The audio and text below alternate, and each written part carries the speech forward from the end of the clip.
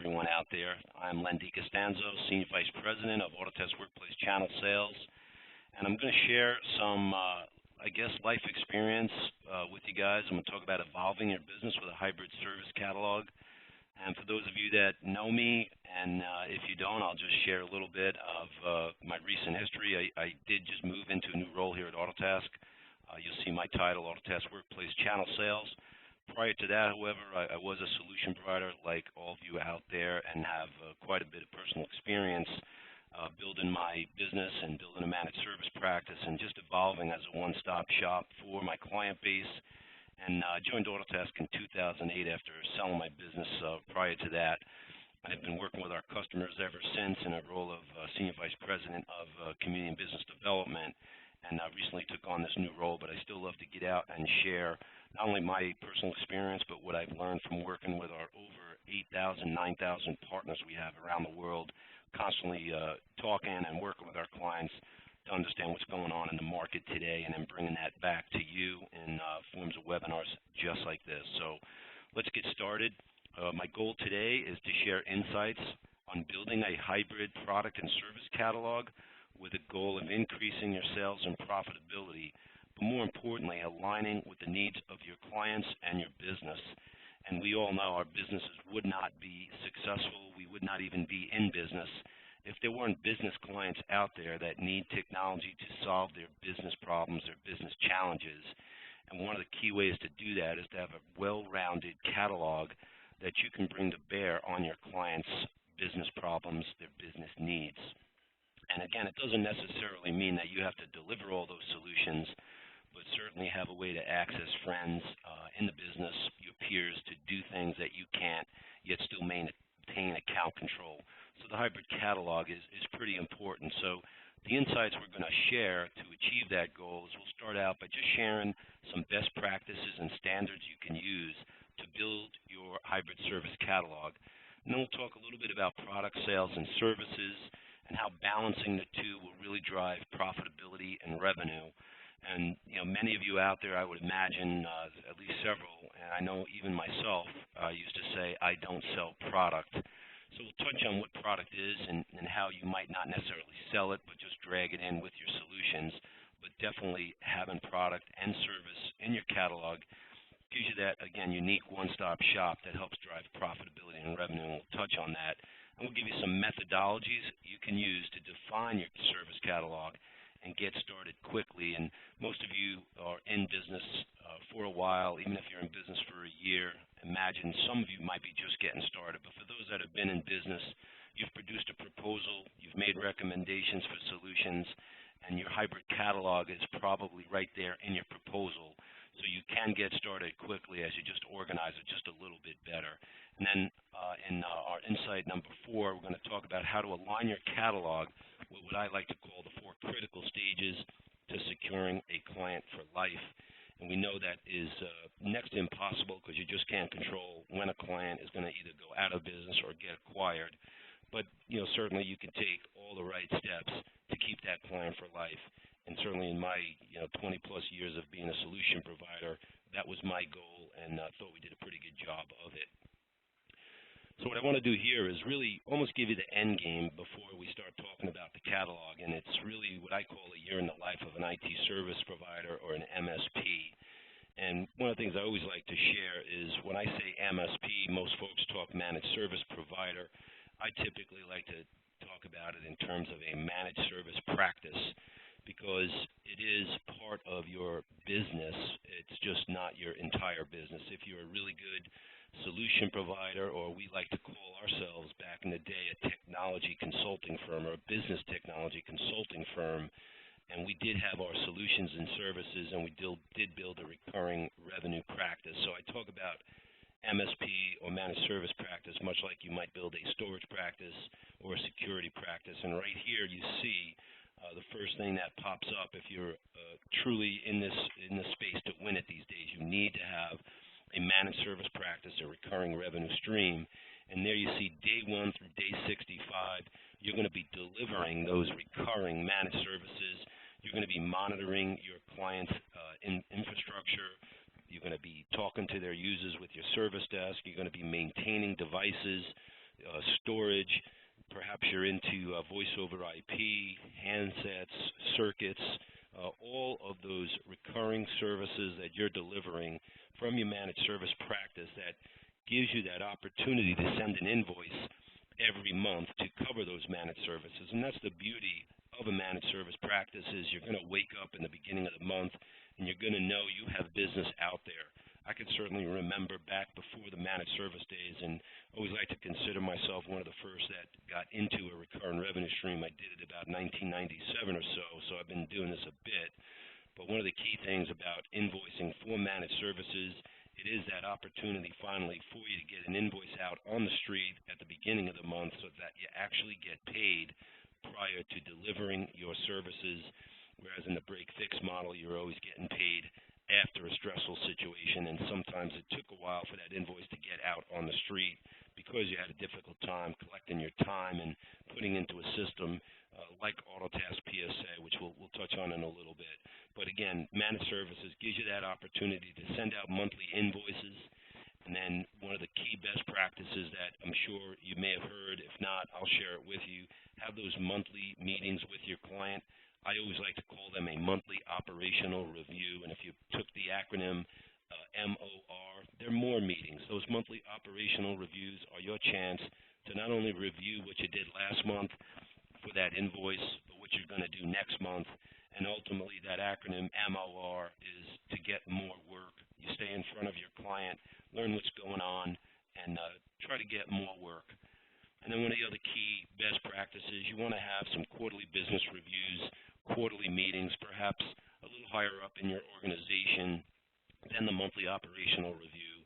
And knowing that perhaps you're working with a small, medium business where maybe there's not a lot of layers of management, it's just fine to have the same executives or the CEO of your client in those monthly operational review meetings as well as exec reviews. Just kind of change the content you're delivering, whereas those operational reviews, just like they sound, what's going on, what have you done, what issues have you resolved, how many tickets have you worked through.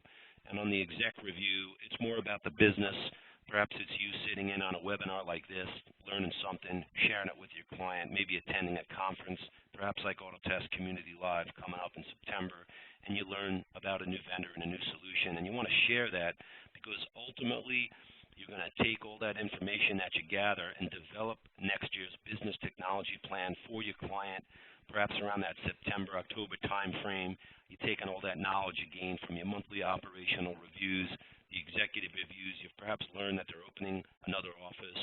Maybe they're hiring a bunch of folks. Maybe their infrastructure needs upgrading. The phone system's running out.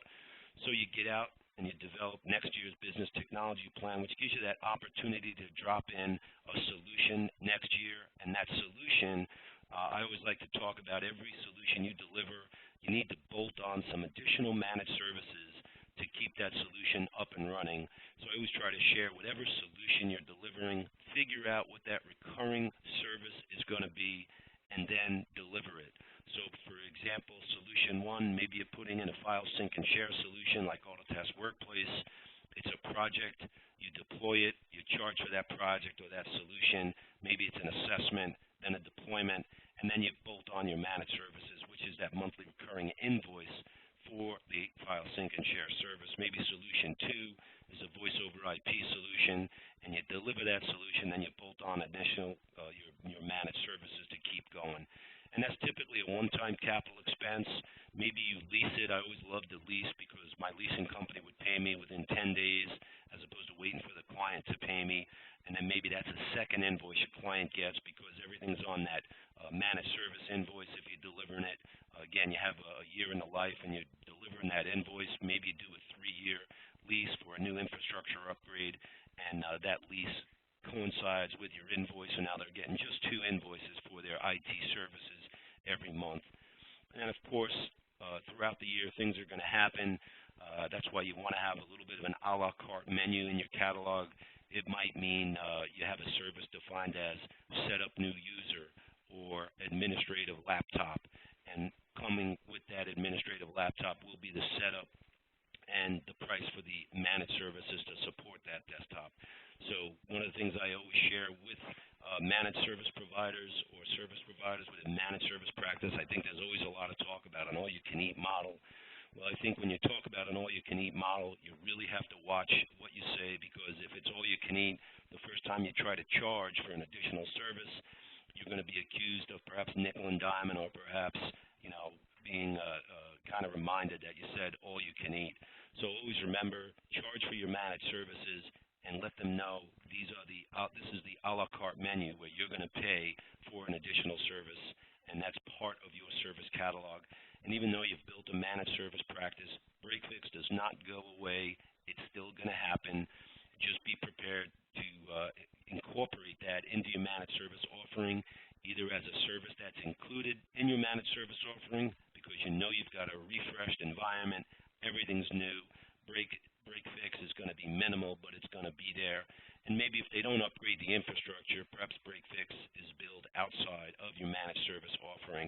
So don't forget, break fix doesn't go away. As much as people say transition from break fix to managed services, it doesn't necessarily eliminate break fix. And always include training in your offering and train your clients throughout the year, because they are making a huge investment in technology, and they tend to tell you they don't need to be trained. But certainly you should make sure your clients are learning how to use the system that you've deployed and the infrastructure that you've put in place to solve the business problem. So this is kind of the end game of building a hybrid service catalog, building a managed service practice. And let's see how we can get there. Well, first off, you don't just wake up and you have a client. You have to have some kind of an entry point.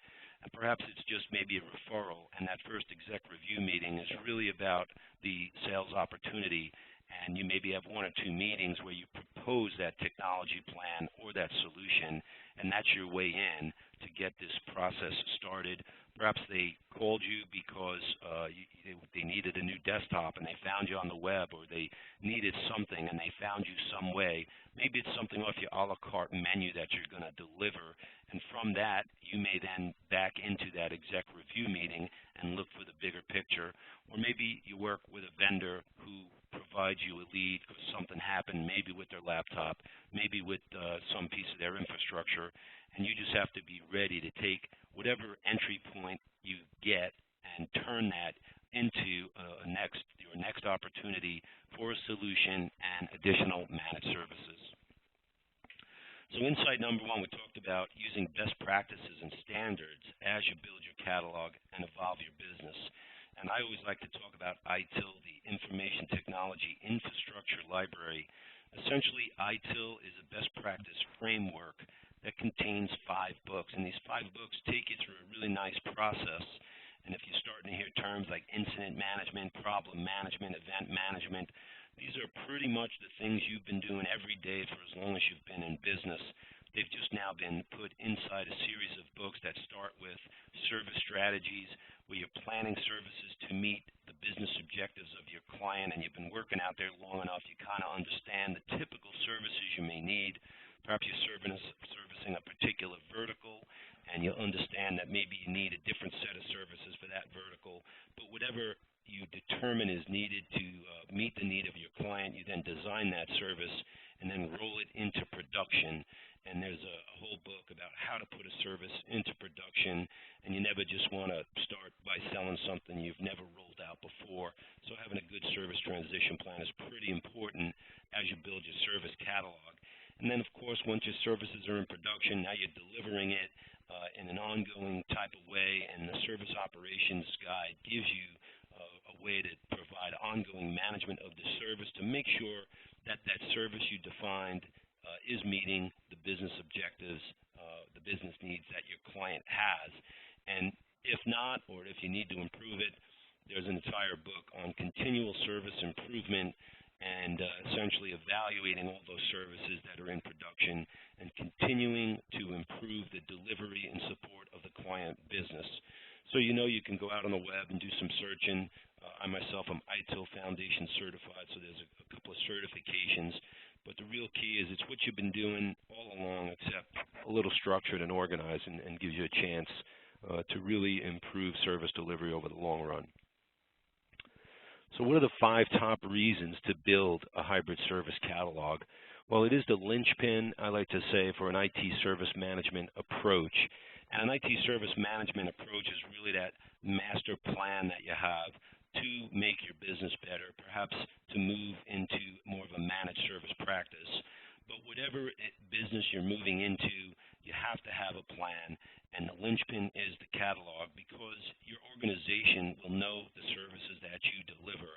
The last thing you want is to be figuring out the service you're delivering for the first time when you're delivering it. You want to have a catalog so that when you hire new techs, you can go over it and talk about the types of services and what goes into that service. And ultimately, as you build a catalog, you now have a way that you can show not only your clients and the users, but this is how you're going to meet their needs and really an opportunity to manage expectations. If you talk about a service setup desktop, you're going to let them know it's going to take X number of days to get that order in, another day or so to set it up, and then we're going to come on site, deploy the desktop, and give your user a little bit of training. So a service catalog really gives you that opportunity to manage expectation, and ultimately that leads to an increase in your client satisfaction. Last thing your client wants to do is ask you for help in some way, shape, or form, whether it's for a service issue or to get a new desktop because they just hired someone, and not necessarily get a response or know how long it's going to take. So you're going to simply increase client satisfaction by defining services and the process to deliver that service. And from your own business, it really gives you a chance to understand where your revenue is coming from, where your profits are coming from. And we'll break that down in a later slide, but very important to know where your revenue and profits are coming from. So insight number 2, we talk about how balancing product sales and services drives profitability and revenue. And again, this is one nice thing about best practices is you can interpret it any way you like, as long as you're doing it in a good framework. And for me, I like to talk about a service catalog in 2 components, or around 2 components. One is product, one is services. And typically a product, as I like to define it, it's typically what you're buying from a vendor and reselling it. It could be hardware, software. It could be a cloud offering. It could be the voice over IP solution that one of your peers is good at, a cable vendor who deploys and installs the cable for your network infrastructure. Bottom line is you're getting a cost, you're marking it up, perhaps adding some of your own services around it, and then you're selling it. And on the services side, I like to look at that as your own services, professional services, manager cloud that you're delivering from your own data center. Maybe it's wrapping services around the product that you're selling. But these 2 components really have a good balance in your catalog, and you really need to have them both. It's really, when someone tells me, gee, Len, I don't sell product, what I always remind them of is if you're not selling the product, someone else is going to sell it. And these days, whoever sells product is also looking to sell some service with that. Even as you get into those big box retailers now, they have their own tech team. So you really want to minimize competition in your accounts and look to be that one-stop shop and have perhaps as many products and services as you can. And more importantly, if you approach helping your client as a technology manager, much like a construction manager who doesn't necessarily build the building but uses their vendor partners to help build the building, look at yourself as a technology manager. Just make sure you're aware of all the products and services and overall solutions available in the market and be able to bring that into your client. Because ultimately, product sales lead to service. Most out there know it's really hard to deliver managed services on anything but a product, perhaps a user as you're providing service desk.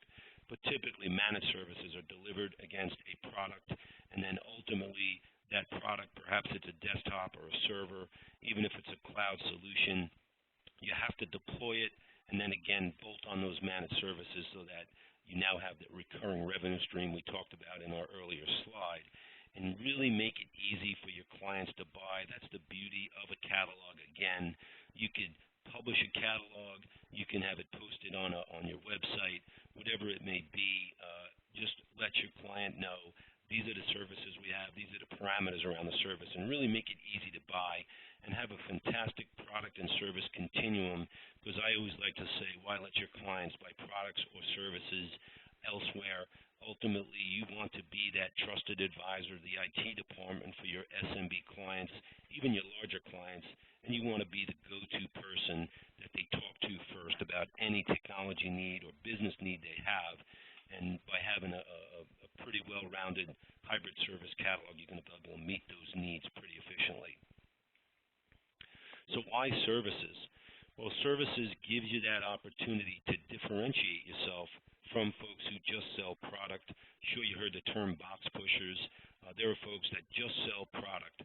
Well, if you wrap a little bit of services around it and sell the same product, instead of calling it a router or a phone system, you're calling it communication services. Instead of email or voicemail, you're really selling collaboration services. And that's the nice thing about services. It gives you that chance to create a solution that will meet the needs of your client and give you that opportunity to add value even while you're selling products that other vendors sell, and really differentiate yourself. And ultimately, you're delivering value by facilitating the business outcome your clients want to achieve without the ownership of costs and risks.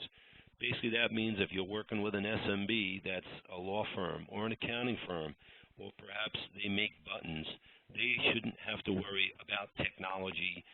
They just want to worry about what their business is, and they want to outsource the cost and the risk of deploying a technology solution to you.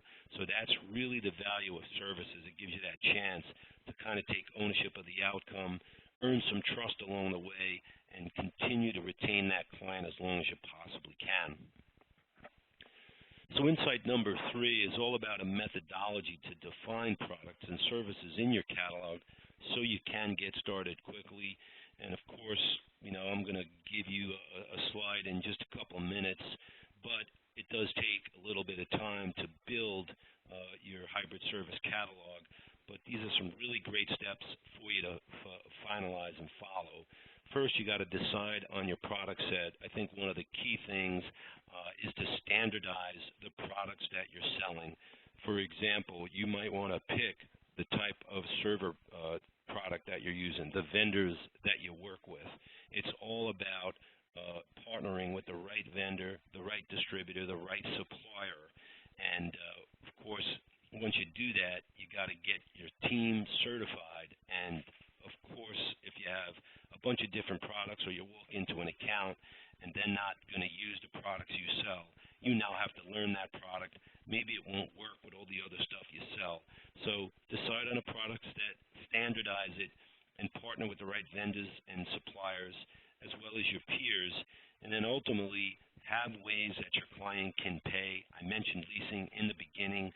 Let's say you're going in and you want to pick up a new client. Perhaps it's a remediation engagement to pick up a new managed service client. Maybe there's a little rip and replace you have to do to get some of the old infrastructure out and put the new infrastructure in.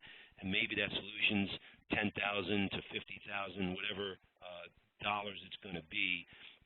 You want to make it easy for your client to pay. I mentioned I always like leasing, but if your client's got some cash on hand, that's always good too.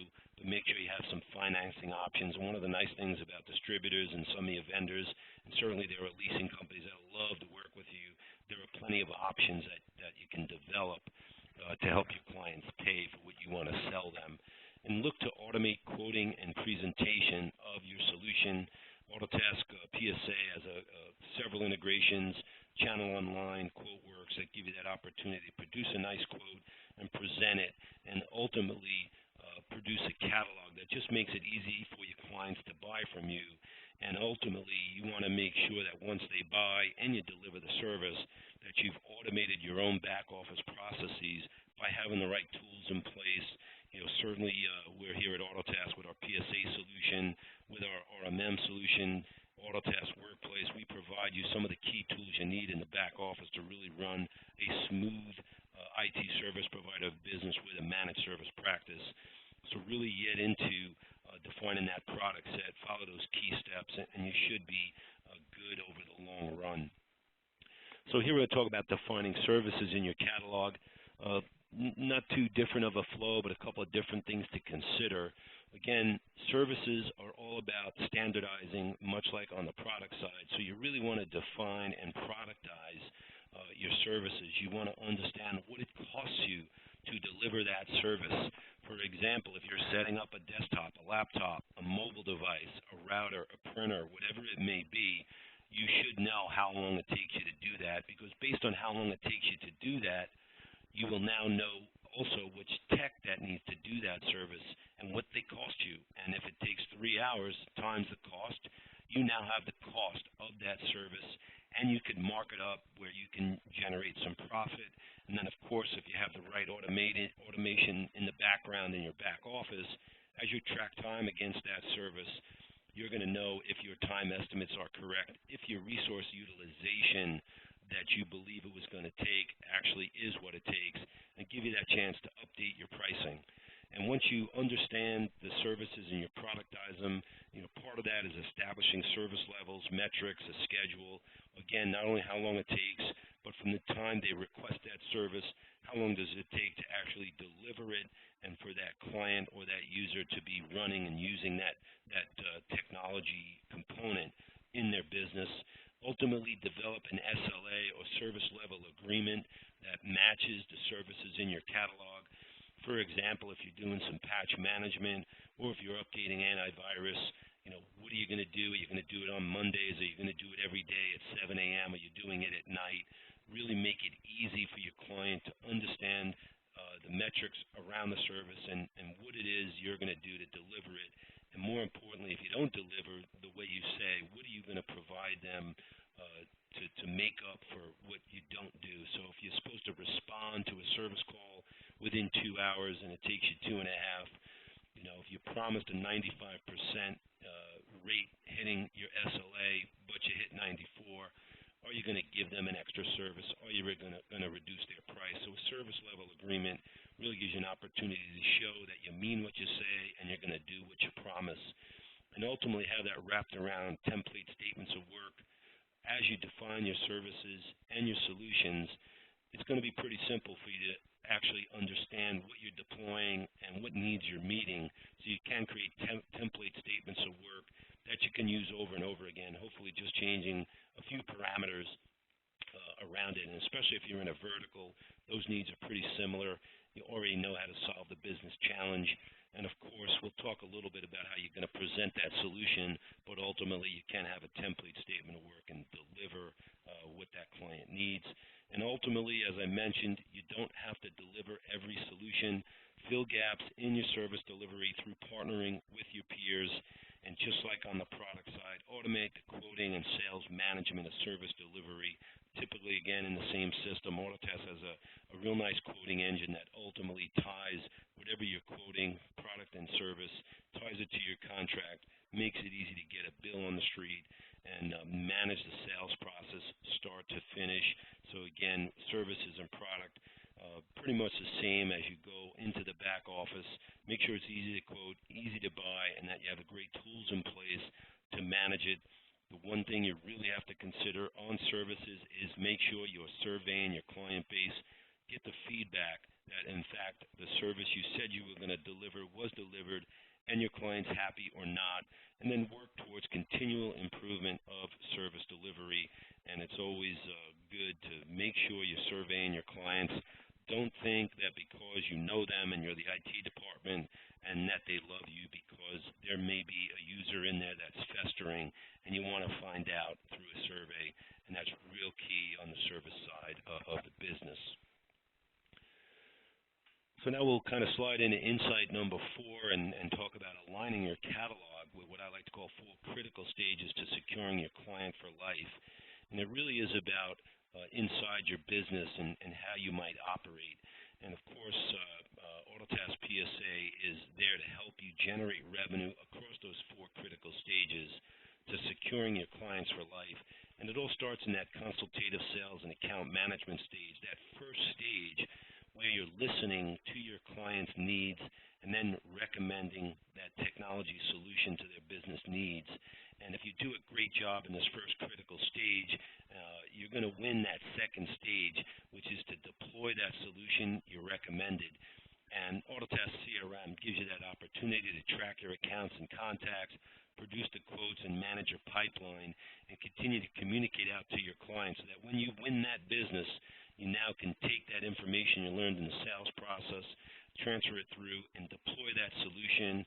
Autotask has a project management solution built into the product, integrated with CRM, and you can track that project start to finish, do multi-phase billing, and manage those phases and tasks, collect time against the task, and send those invoices out.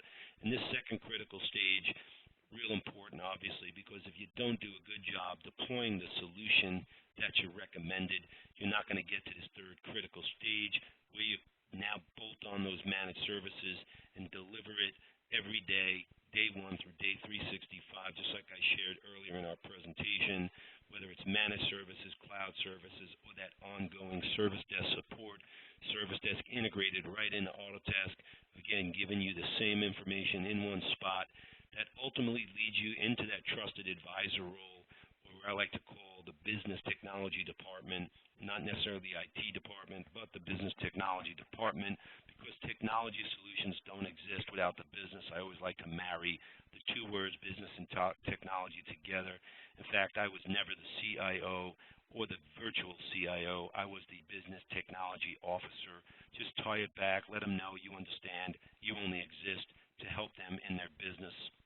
And as we talked about earlier in that initial slide, you're proposing that technology plan at the end of the year, and of course that whole process starts over with that consultative sales as you propose next year's business technology plan and start the process all over again in year number 2, gathering data along the way and analyzing the metrics. And the nice thing is, in a PSA solution like Autotask, the mission-critical data flows across those 4 key critical stages. And on top of that, we know that we're not the only solution you're using. We've got over 140 integrations in Autotask PSA that helps you get to that next level. So let's talk a little bit about that consultative selling stage, that initial critical stage that's going to get you that new business. It really is about consultative selling. And again, I told you I've been doing this for quite a while, probably 30 years in this business. And consulting has always been important. You're viewed differently by your client. You're not just a speeds and feeds. You're showing interest in their business. And in fact, you may already know the solution that your client needs, especially as you're focused in a vertical. But you're going to listen and then come back and let them know you're going to deploy the right technology to support the business. And in fact, technology only exists to support the business. So listen, have your ears on, make your recommendations in that consulting stage, and that's going to lead you to that CIO or BTO, business technology officer or trusted advisor role right out of the gate, and typically give you that opportunity to deliver that solution. I like to call it a solution set. It is ultimately driven by your core capabilities and the market and client needs. For example, security is pretty hot right now, so you probably want to have a good security solution set and follow those key stages before, find the products and services that make up your solution set, and identify that project opportunity, that one-time revenue opportunity to deploy that solution, and then what are those recurring services that you can deliver once that solution is deployed? How do you continue to bill your client? Maybe additional managed services, maybe it's just an extension of your current offerings, but bottom line is just identify the one-time project revenue as well as the recurring services that lead to recurring revenue, which is the holy grail as you look to grow your business.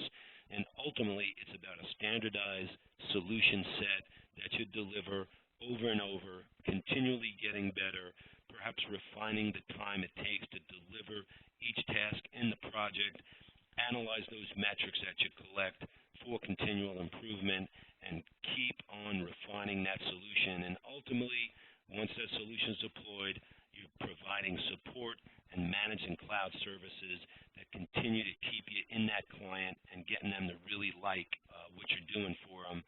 And now you become that go-to person that ultimately stays with them for life.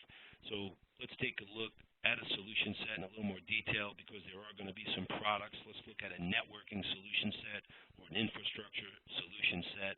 Maybe you're going to have some on-premise servers. Maybe there's going to be some cloud offerings mixed in, servers, desktops. You've got printers and supplies. Perhaps you've got some line of business apps that you're including in your solution. Maybe you even are selling some accessories like paper and cases and locks for the laptop. Bottom line, a bunch of products that you can wrap your services around, starting with consulting and recommending the solution, implementing it, and training. And think about every product having an associated service to deploy that product, and that'll give you a great kind of view into services that belong in your catalog. And then ultimately, services include your managed and cloud services. And here's where the balance really comes into play. Perhaps your networking solution has $21,000 of product and only $7,000 of service, and what you see is a 75-25 product to service balance perhaps. But once you bolt on managed services, you're now seeing your service and product mix changing, where now you're at a 65% product, 35% service. And if you're delivering just one new solution a month and you're adding managed services, over time, your mix of service is going to surpass product, and that's really where you want to be. You want to have more service, certainly more managed service or recurring service than those one-time services, because that means you now have a healthy business, you have contracts in place for managed services, and you're really growing value in your business.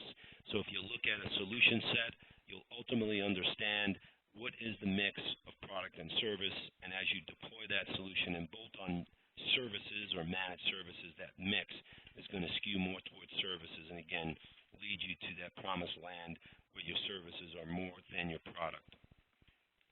Once you bolt on managed services, you really have to have a good view or provide a good view to your client on what's next. So as you advance into that third critical stage of providing managed services and support, really have a nice client-facing managed service catalog. Perhaps you'll talk about asset management, and there you see a SKU that's associated with it because you've productized asset management. And underneath that product are a bunch of services that make that particular productized service work. And that's your internal IT service portfolio, because you really don't want to show everything to your client. You want to have an easy view into a service, even though to deliver asset management, you might be using Autotask Endpoint Management as your RMM. Maybe you've got a backup disaster recovery solution, perhaps managed print. Maybe you provide some monitoring of that asset and you have a spare to replace it if it goes down. But clearly define that service in your business so techs, your engineers know how to deliver it and all the components of it. And ultimately have a couple of different bundles. And you can see app management. Perhaps you're going to have line of business apps as part of your offering, maybe file sync and share, Autotask Workplace, or some other cloud-based app. Maybe you're going to package up some apps and be able to deploy them with your RMM solution. But ultimately, app management could just be a service. Here you see a security bundle, a patch management bundle, a maintenance bundle, and a service desk bundle. And at times I'll get asked, gee, Len, 6 bundles sounds confusing. Think of it this way. These are 6 services in a bundle, and you can make it all one service. And for me, I would take this 6-bundle set and really make it a user bundle and make it simple and say, here's my user bundle. We're going to manage the asset. We're going to manage your apps. We're going to keep your security current, patch your devices, and maintain it and give that user access to a service desk. So you can use individual bundles sometimes as you work into a larger account. Patch management might be your foot in the door. So if you have a defined patch management bundle, perhaps you've made that investment in an RMM and your targeted account did not, so you can sell patch management, start earning some trust, and then roll in your other bundles. Maybe you work with an SMB and you can go at it full bore with all of your bundles wrapped into one, a user bundle, and go to work with that SMB and take over the entire IT department. So having bundles, smaller defined bundles, gives you a chance to get your foot in the door. And of course, you can bring them all together in one bundle and have a place where you can go and define that service catalog. Autodesk does have a service catalog where you can define your services, the period type for billing, monthly, yearly, or quarterly, what's the cost of that service, what does it sell for, and of course bring that into a quote, and when you sell it, tie those services to a contract so that you can bill for it. And that's where having a great back office system really gets you to that next level and makes it easy not only for your clients to buy, but for you to sell and manage your services. And ultimately, in that fourth critical stage, you ascend into that trusted advisor role. Perhaps you're the business technology officer, and I always like to kind of depict it as you're really becoming part of that organization, whereas that organization may have an accounting lead, a marketing lead, a sales lead. You are the IT department or the business technology department, and you're the business technology officer or CIO, and you're selling the fact that you've got some managers, technical staff, admin, developers, access to consultants, and you're managing that IT department. And a lot of times I'll hear, customers, partners out there, service providers talk about, how do they stay in there? And I always talk about, well, ask your client why their accounting department never goes away. Why is sales and marketing so important to the business? And you are that IT department, and why should you go away? Embed yourself into that organizational structure and become the business technology department for SMB so they could focus on their business while you focus on technology. And you may not be the entire IT department for a larger organization, but fill the gap for that larger organization, maybe with a certain service delivery that enterprise doesn't want to do, maybe roll out new desktops, maybe a managed service like patch management, and start grabbing a bigger piece of that pie, even if you can't be the business technology department. And we talked before about your quarterly meetings.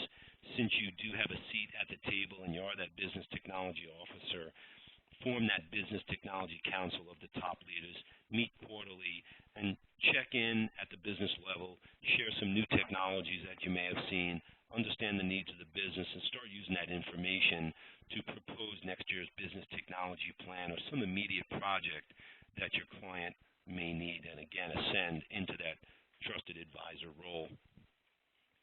So finally, we get to the last insight, and that's some actions you can take to get started. We touched on ITIL in the beginning as a best practice framework. Take a look at it.